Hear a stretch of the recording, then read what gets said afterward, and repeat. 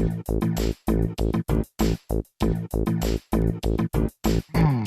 and welcome to Minter Dialogue, episode number 480. My name is Minter Dial, and I'm your host for this podcast, a proud member of the Evergreen Podcast Network.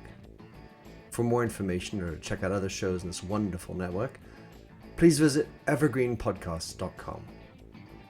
This week's interview is with Thomas Telving. Thomas, who's a copywriter and digital content specialist, is the author of a new book, Killing Sophia: Empathy, Consciousness, and Reason in the Age of Intelligent Robots.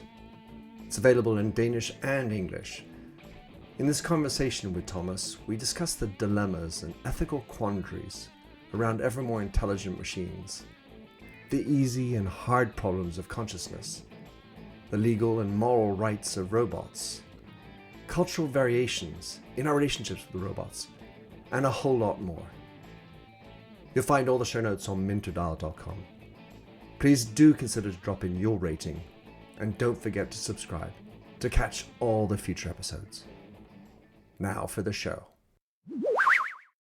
Thomas Telving. Well, I reached out to you when I saw the title of your new upcoming book, Killing Sophia: Consciousness, Empathy, and Reason in the Age of Intelligent Robots. And you can imagine that just titillated me no end. You have a master's in philosophy and political science from the University of Southern Denmark. You're based up in Copenhagen, as I understand it. And congratulations on your book, Thomas. In your own words, how would you like to describe yourself?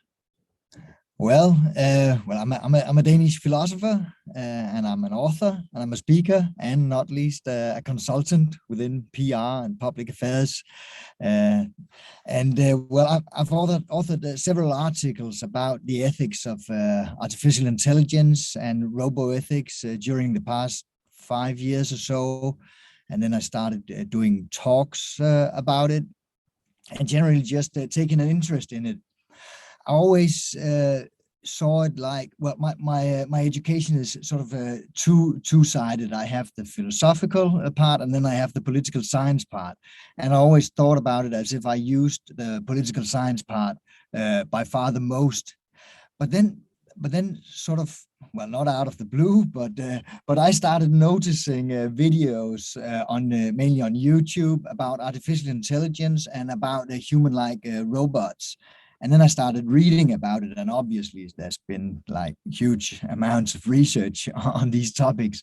And then I saw that whereas my philosophical education previously, I think I tended to think about it like a fun and very interesting thing to do, a way to stretch your knowledge. What can we know for sure? And when we had it at the university, our discussions were kind of like an academic game, but I think a lot of us couldn't really see where is this going. But then when artificial intelligence and human-like robots came, I could see, okay, these questions, they're important now. Now they're about reality, and now it's really important that we are, if not able to answer anything, then at least able to discuss it at a certain level. And philosophy and ethics can help us do that. So in the later years, I've been really happy about my philosophy degree, because I've actually been able to use it for something constructive and share it with other people, not least first in articles and then talks, and now in the book that I just wrote, Killing Sophia, dramatically, but with the more academic subtitle, Consciousness, Empathy, and Reason in the Age of Intelligent Robots. But it is funny how when we study things at university or for your master's, there is always that question, what am I doing this for? So, I mean, ultimately, it feels in listening to you that what you're doing, what we are doing as we explore artificial intelligence, is we are somehow defining, redefining what is humanity, what is knowledge, what is intelligence, what is emotion, what is pain. It feels like when you're forced to encode, you have to ask yourself first what it is at a very deep level. Yeah, that's right.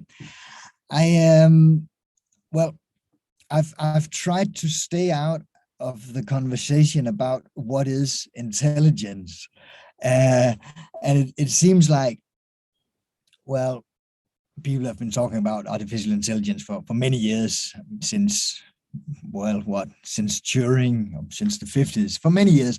And every time a new thing is done and something say, wow, now this is really, really good. Now this is artificial intelligence.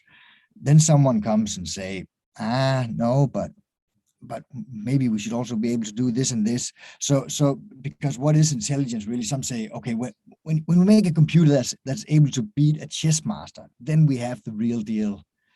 But then comes up the game of Go and other games, and just all kinds of things. So I don't want to get into a discussion about what is intelligence, because it's not kind of not my field. What I want to get into discussion about is more like, what do we use this technology for, and how does this technology affect us as individuals, and how does it affect humanity on a larger scale. And when speaking about that, obviously what you say, I totally agree. Yeah. Well, this is what why I wanted you on my podcast. So I want to start with something you mentioned, and it kind of titillated me. You talk a lot about anthropomorphism, the idea of projecting into objects and animals our own humanity somehow. And you talked about how your aunt or someone like that talks to her cat, and how we talk to our animals, our pets, as if they were a human. And I was wondering if there's any research that says that is on the rise, the need to talk to pets, because I feel that in society we've lost our ability to converse, and nobody wants to listen anymore. Is that not a sign of society that we're talking to our pets? Well, actually, I think it's a sign of how human beings are and how human beings go around the world, because we've been reading anthropomorphic features. That's a really hard concept, but human-like features into various things for thousands of years, into landscapes, into clouds. And artists have doing it into paintings, and aunts and other people, perhaps myself including, have been doing it into cats. Like, with our reason, we may know that talking to a cat, it may not get every word, but still we keep acting as if it does. And this concept of anthropomorphism has, I spent quite a lot of time studying it, because if we zoom back to these 5 years ago, when I first, I think, was it 2017 maybe, when I saw the first videos of this robot Sophia. I watched it, and obviously I knew that this was a machine. It had probably complex algorithms and stuff, but it was a machine. But she was interviewed, and she answered pretty convincingly. And even though with my rational intelligence, I know that this is a machine, I could not help feeling that she seems alive. And I read something into her. And then I started thinking about, well, what if someone asked me to hurt this robot? I mean, I should think about it like if someone asked me to hurt their microwave oven or the toaster, and I should just be able to smash it. But would I be able to do that with a human-like robot, even though probably it doesn't feel anything about it? And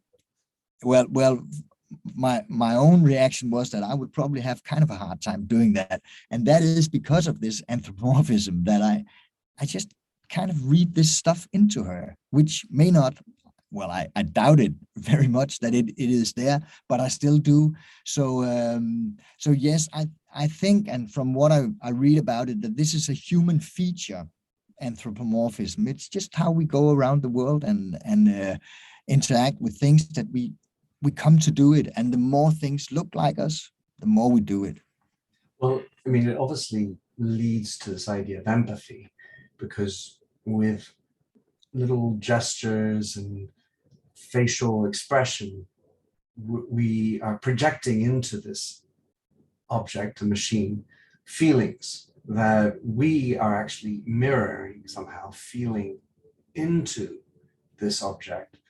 And you mentioned the great work by Sherry Turkle, and she said, you nurture what you love, but you also may love what you nurture. And I feel like it's part. So there's the empathy story.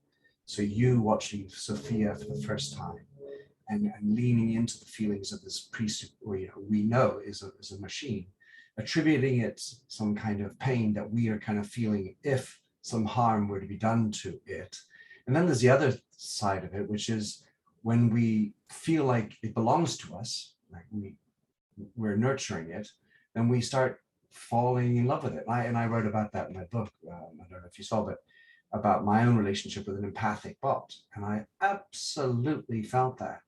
Even though I can't consider myself a total empath, I know that that's what I started to do. So we've got a lot of crazy situations going on where we might get mistaken for, and I know in your book you talk a lot about this issue of the legal rights that and the moral obligations that we have. So as far as you're concerned, how far can we go, and what's to stop us from giving over all our rights to robots? Well, that's a very big question. I cannot answer it completely. But the first thing I want to say is that often when you mention this concept of robot rights, if you mention it just to anybody, or if you mention it to lawyers, or if you mention it to tech people, the majority, I think, will say, get out of here. That it doesn't make sense. It's just a machine. My point is that due to this ability, or well, just this tendency we have to anthropomorphize and have empathy towards the machines, we may just come around to do it anyway, even if we, with our reason and our rationality, we don't find it to be a good thing to do. We may just do it anyway because we can't help it.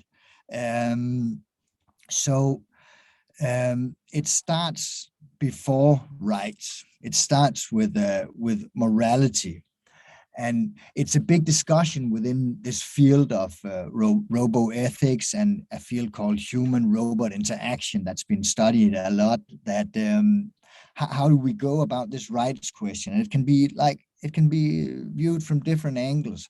My angle is that if a robot actually does feel pain, if it is able to have conscious experience, well, then it may not be such a bad idea, because then it wouldn't be fair to treat robots badly, obviously, because you put pain into the world. But if they don't, well, then I don't think that rights is the concept we should use. But then still, even if a robot doesn't feel anything, which at present at least I don't think at all, it can still raise serious moral questions. Like I have in my book an example, a violent example. I'm sorry, but I'll try and rephrase it anyway. Like if you have a human-like robot, say it's the size of a teenager, and it's helping a man shop. And then the two of them are walking outside, and the handle of the grocery bag just slips, and the grocery fall out on the curb. And then the man just start kicking this robot, and punishing it. Then you can say, okay, but is this bad for the robot? Okay, well, it may not be, because the robot is likely to not experience anything. But what if I come walking with my teenage daughter, and I see it, and my teenage daughter see it? Then even if the robot does not feel a thing, this would still be a moral situation. Then we would still say, is this really okay? Can this man do this? Should this be legal? But my own take on this would not be to grant rights to the machine, but it would be to say, or at least ask, should it really be legal to treat this machine like like he may wish out in the public, because it gives us some very hard moral situations, and it gives a lot of uncomfort to, well, to a lot of people, or at least it may do. We should remember saying that this is in an age where robots look, well, almost like a human, and may not even be distinguishable from a distance.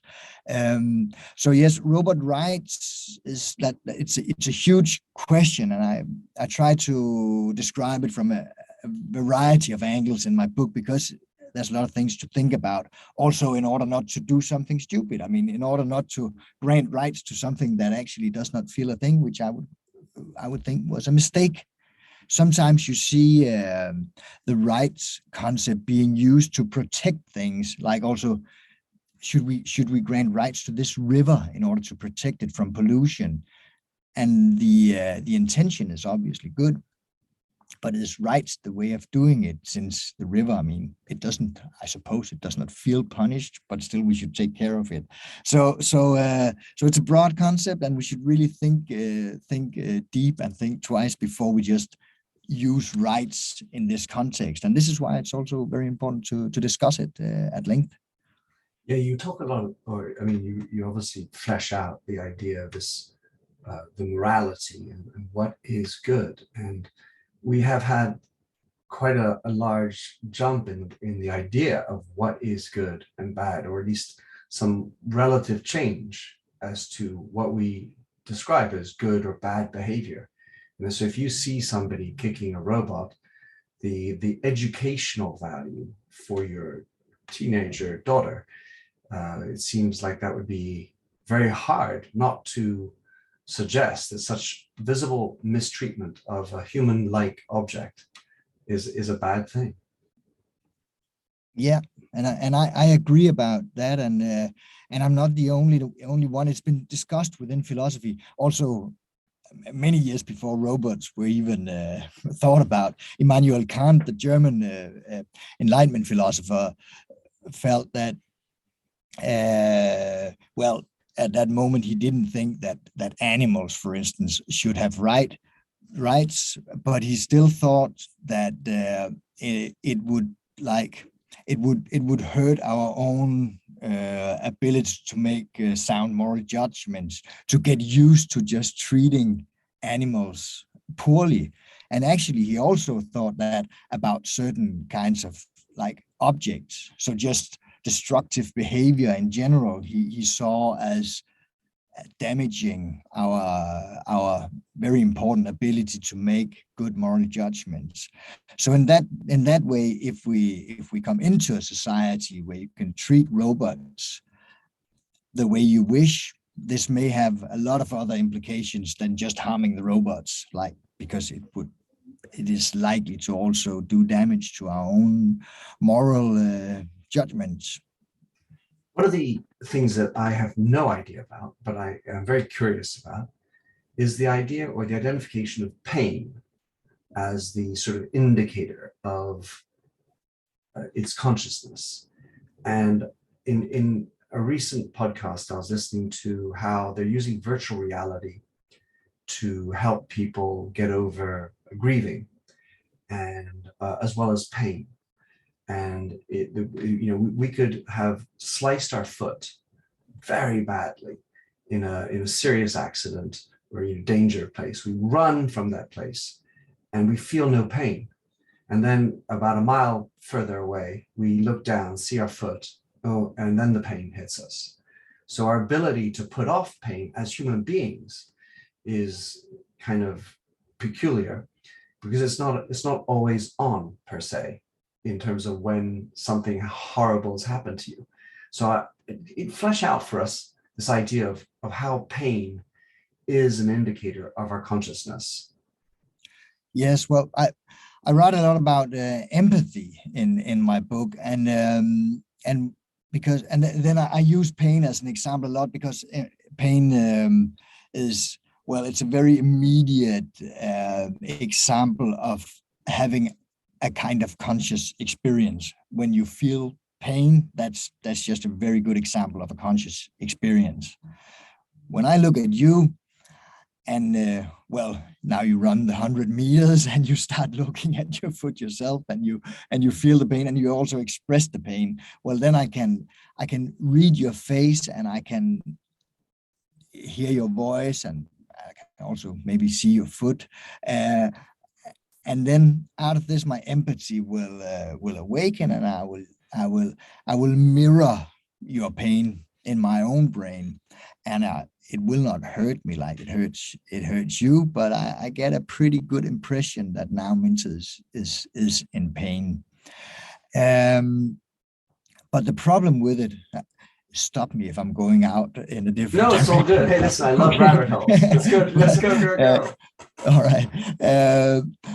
But the thing about it is that my impression of your pain, and the fact that I do feel empathy towards you, is not a proof that you have this pain.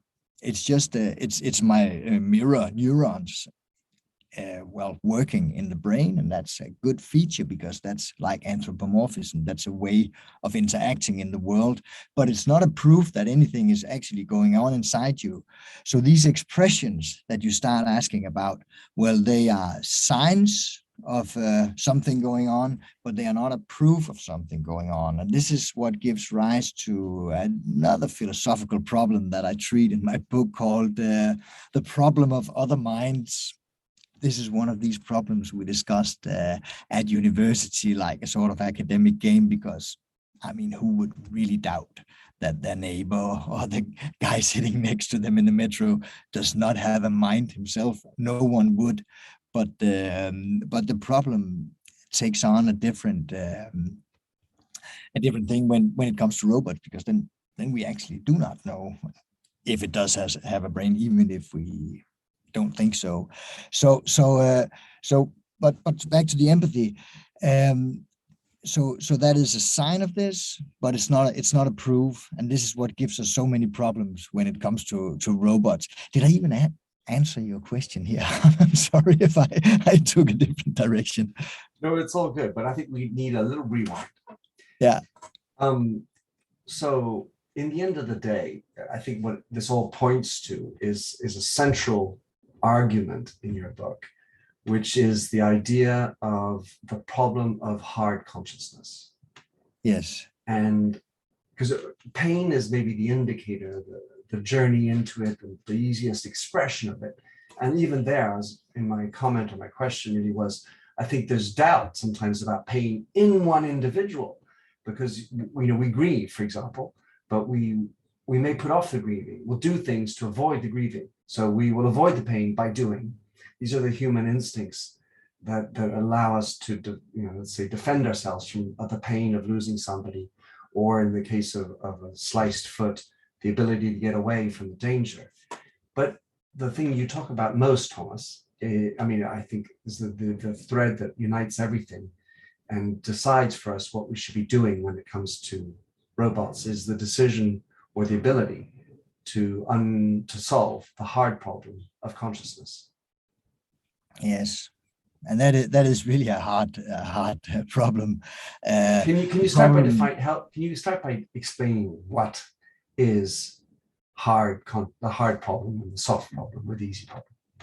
Yeah, it's first coined by an Australian philosopher now living in the United States, called David Chalmers, and because when you explain this to people and say, now I take the robot as an example and say, okay, but this robot, it you tramp it on its foot and it screams and it does everything that you would think it would do in pain, and then the question is, no, okay, sorry, I'm going to rephrase. Take a human being, because if you are in pain, you react in a certain way, and I would even be able, or I would not, but a neuroscientist would be able to explain what goes on in your brain, what goes on in your nervous system when you experience, or when you apparently experiences this brain, and she can explain everything about that.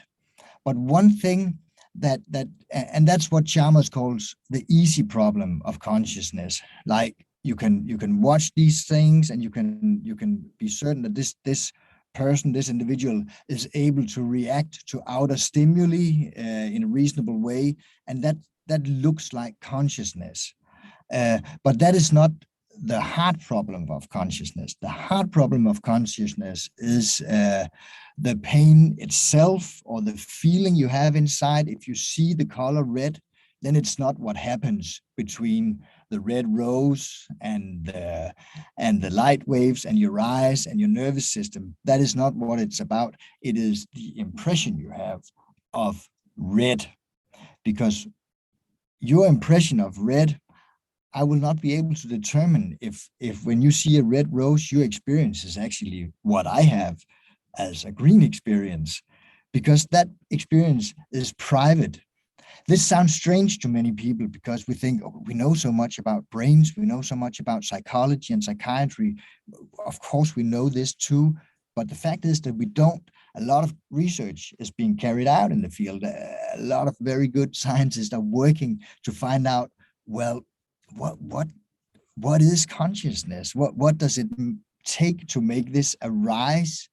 But they don't. Well, they have good theories, but we don't have any sound facts to say this is it. And like I said earlier, it's not a problem really for human beings, because we just, well, we mirror each other, and we think, okay, well, Minter probably has consciousness too, and everybody else I meet. So many people ask me how I felt when George Floyd was killed. And as I sit across a table from a black man who's about to talk about how the murder of another black man felt, I don't think it really matters how I feel. Hello, I'm Stephen Dorsey, host of Black and White from Evergreen Podcasts. We'll explore and explain how white advantage, bias, and outright discrimination continues to plague our society. Black and White is available wherever you listen to podcasts. But what about a cat then? We cannot ask it. Many years ago, the French philosopher René Descartes said that, well, animals actually don't have, well, he didn't say consciousness, but he used the concept of souls, which is fairly similar to what we use the concept of consciousness for today. And he said they are actually just mechanic machines. So when you hurt a cat, it doesn't feel the pain like you would feel it. It only reacts as if it does, which also maybe was convenient for Descartes, since he could conduct vivisection on animals, which was a normal scientific procedure at the time, because you could do that since it doesn't actually feel the pain. It just screams, but don't worry, it's nothing. But the hard problem of consciousness is what made that possible, and what actually still makes it possible to ask a reasonable question about it today, saying that we cannot know. We think so, and I think luckily we sort of spread the concept out to many animals now, that we think this also feel pain. You know, in the old days we said, but it's a fish. Fish don't feel pain.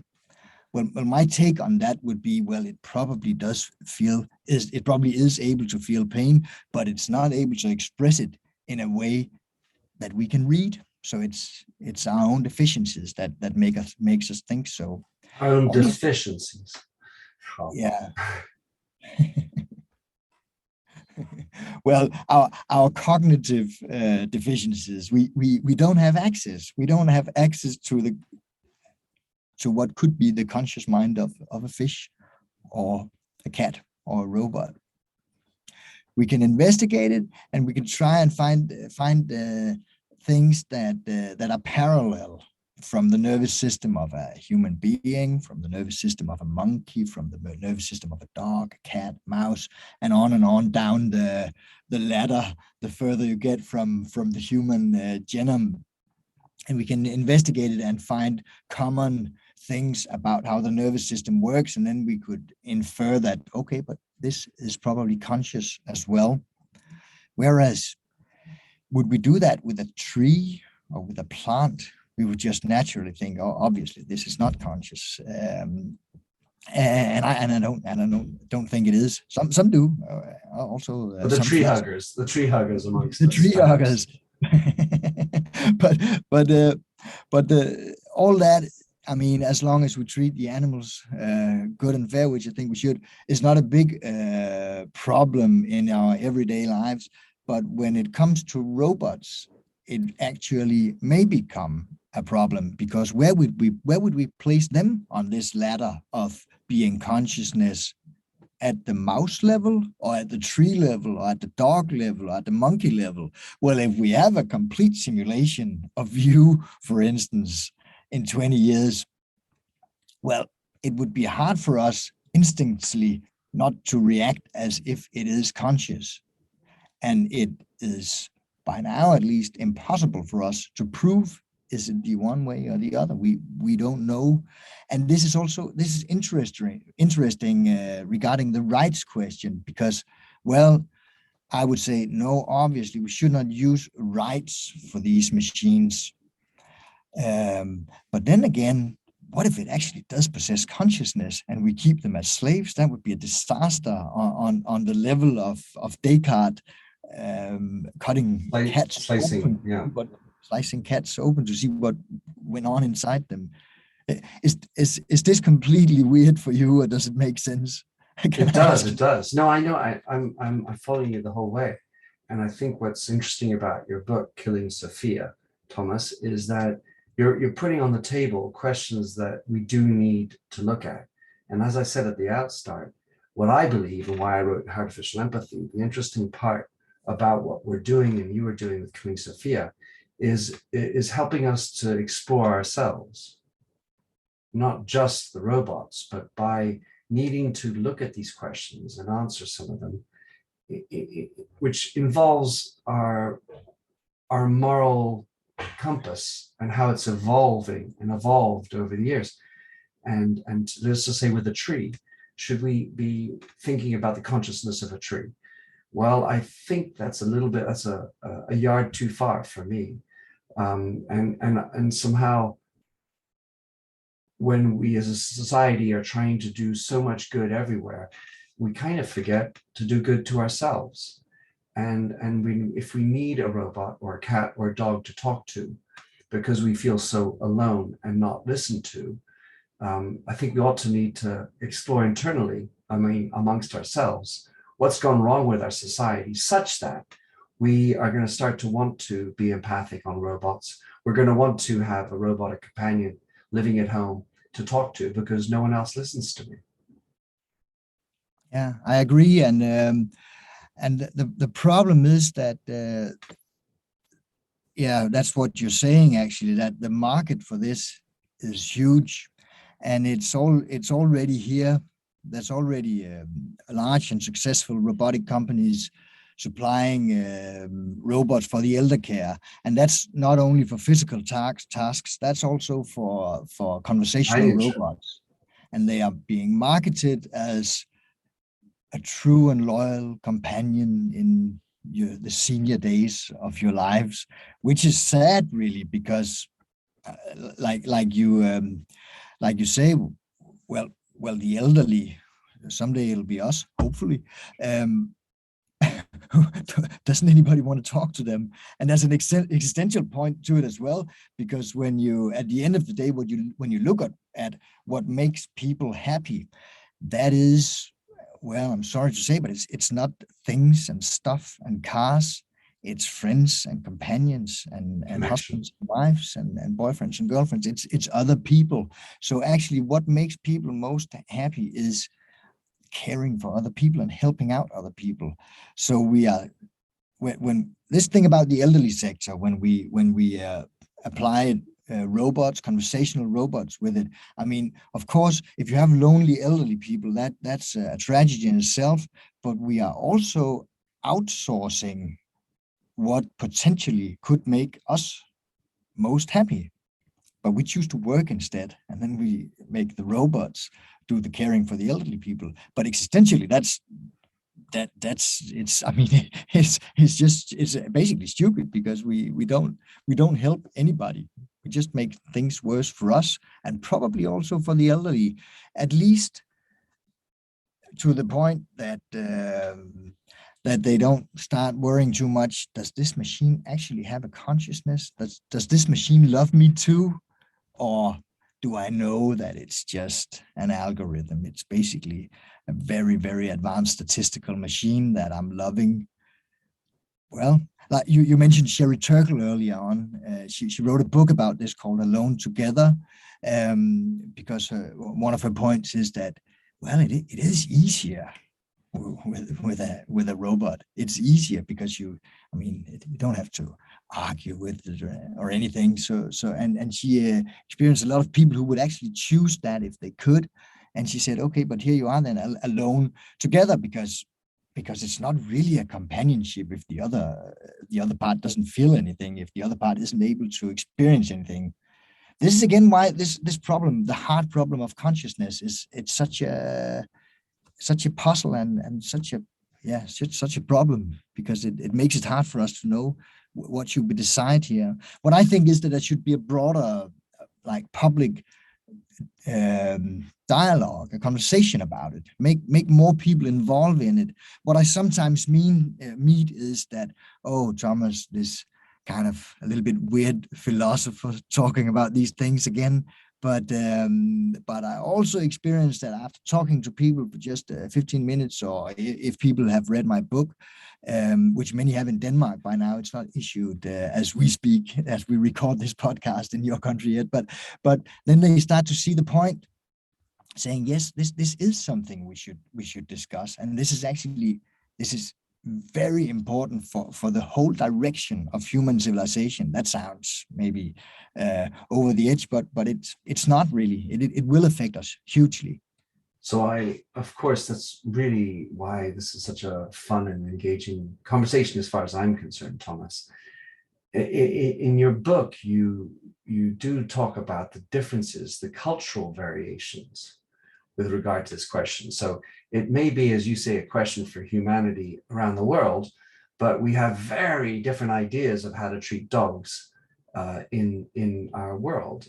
So to name Saudi Arabia and China, the way that they think of dogs is a very different way than we might in Denmark or in England or in the United States.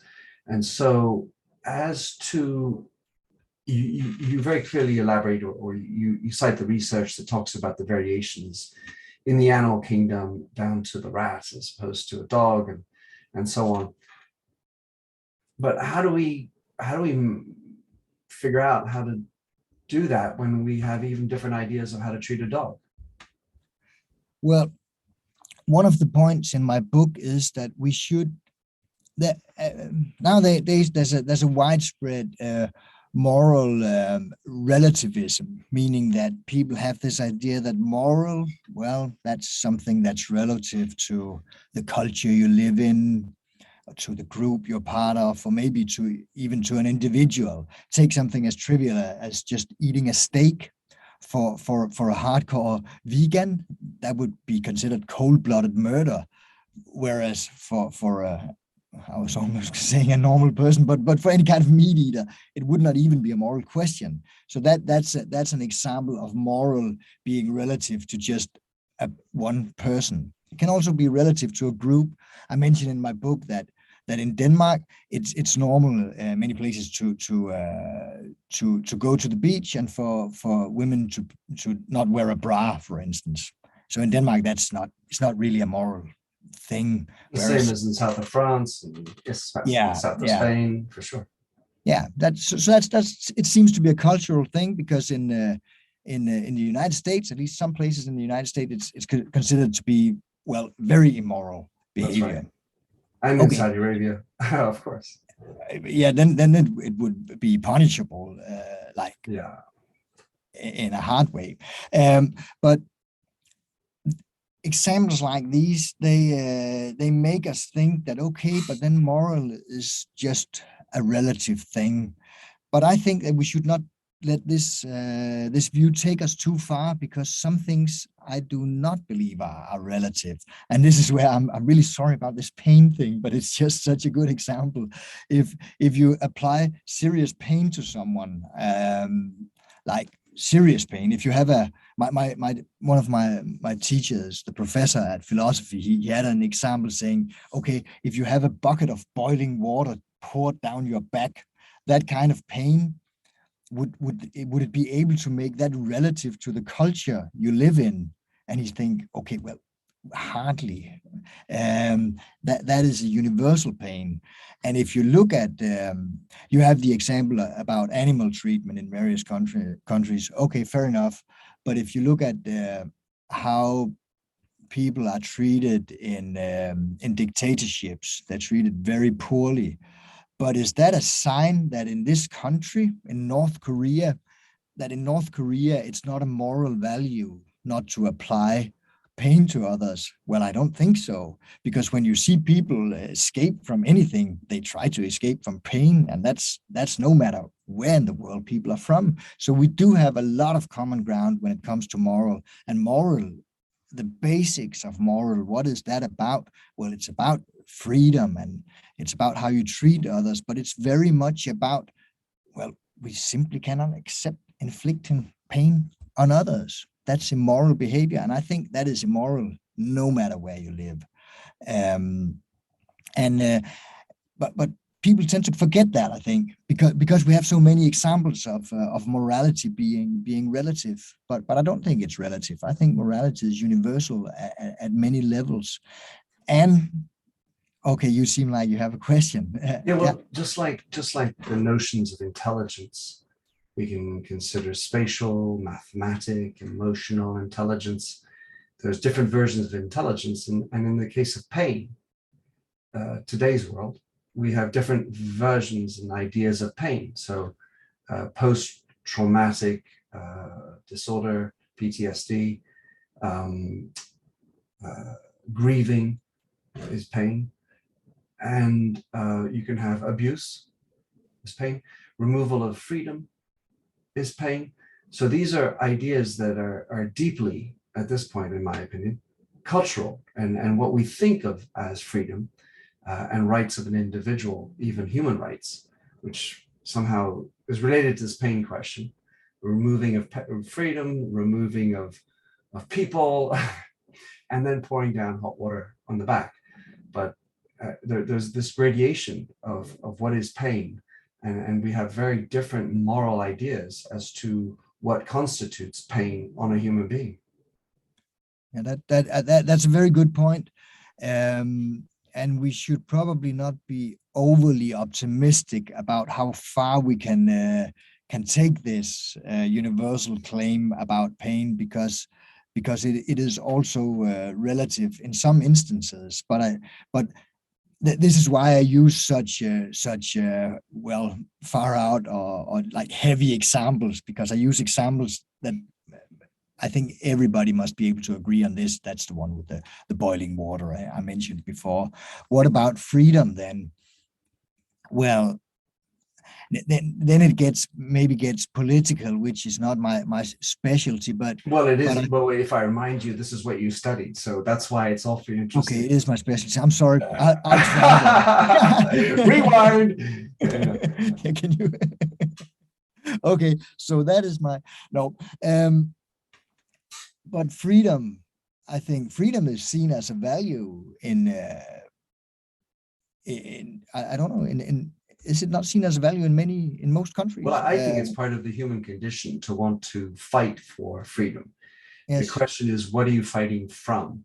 Because sometimes you might be fighting from the oppression of a dictator, an abusive husband, or just the freedom to say whatever I want to say. And so we have different versions, and the liberty or freedom is involved in so many constitutions and differently interpreted. Yes. And it'll very quickly get complicated, because then you could have, like, if you have a communist saying that,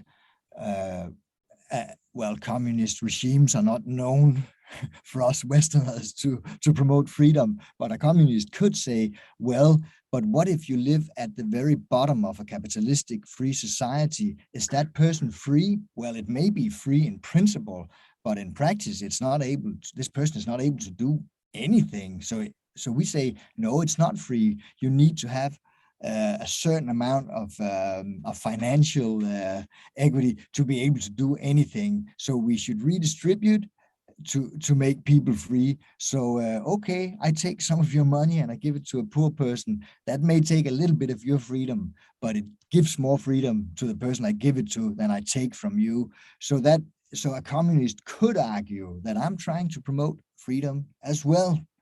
And then it becomes a matter of degree.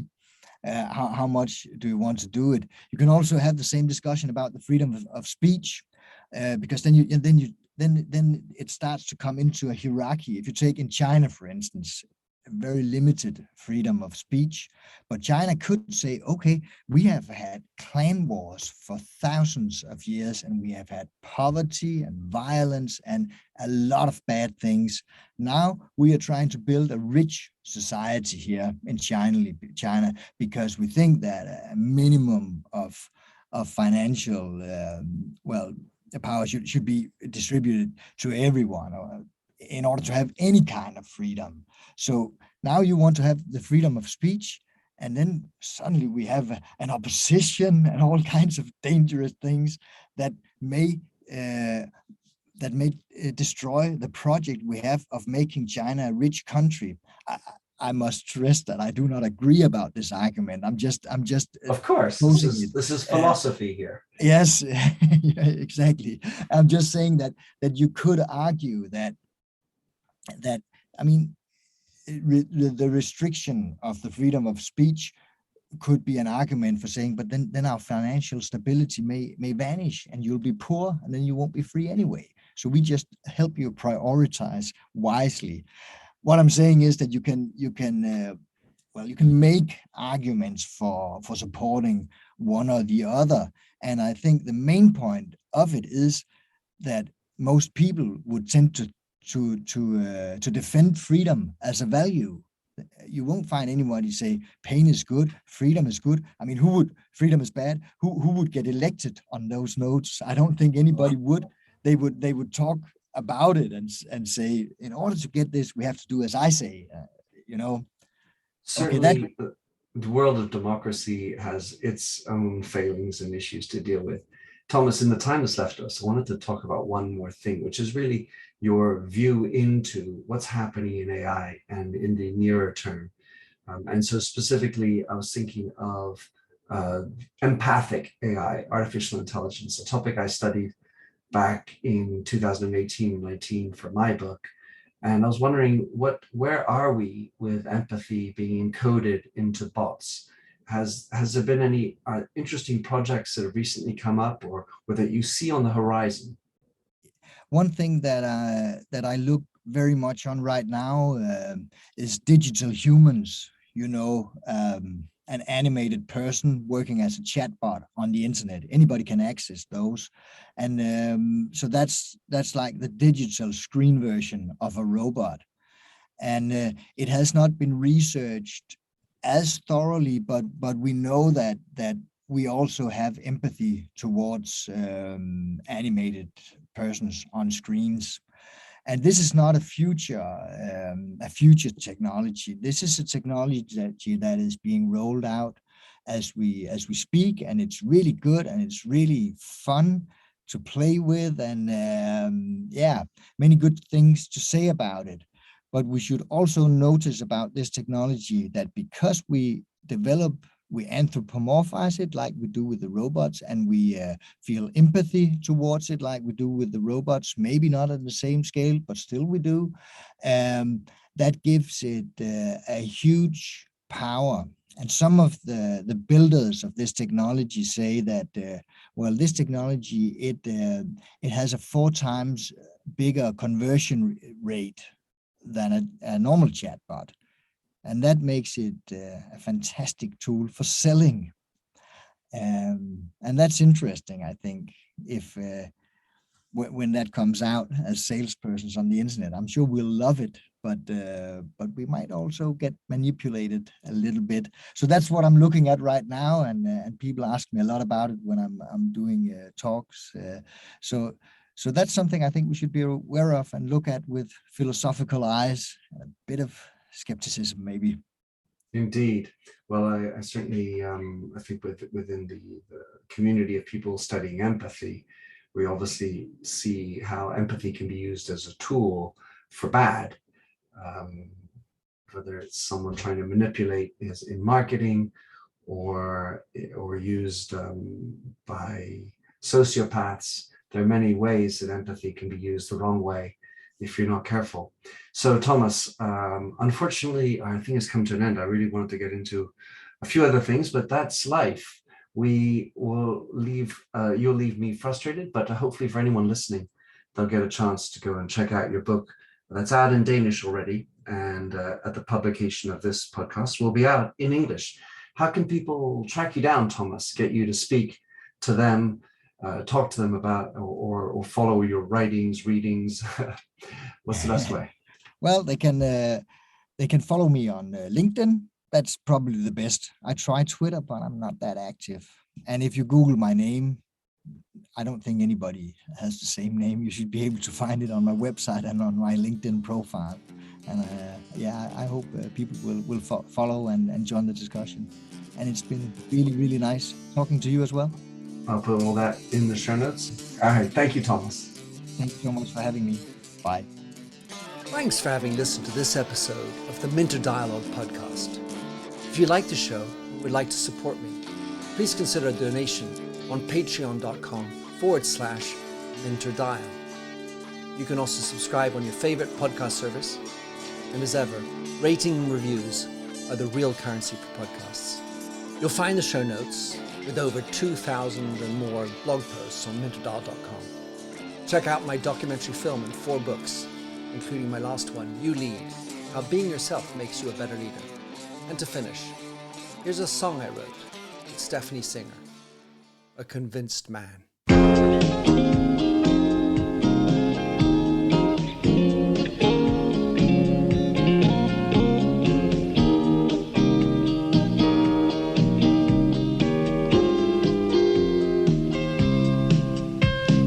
I like the feel of a stranger tucked around me, precipitating the danger. To feel free, trust is the reason. Still, I won't toe the line. I sit here passively, hope for your respect, anticipating the thrill of your intellect. Maybe I tell myself there's no use in me lying. I'm a convinced man, building an urge. I'm a convinced man, to live and die submerged. A convinced man, in the arms of a woman. I'm a convinced man, challenge my fate. I'm a convinced man, competition's innate. A convinced man, in the arms of a woman. Despise revenges and struggle with deceit. Live for the challenge so life's not incomplete. What's wrong with challenge? I know soon we all die. I like the feel of a stranger tucked around me, precipitating the danger. To feel free, trust in my reason, and let me show you why. I'm a convinced man, practicing my lines. I'm a convinced man, here in these confines. A convinced man, in the arms of a woman. I'm a convinced man, admit to the test. I'm a convinced man, I'm ready for an arrest. I'm a convinced man, in the arms of a woman.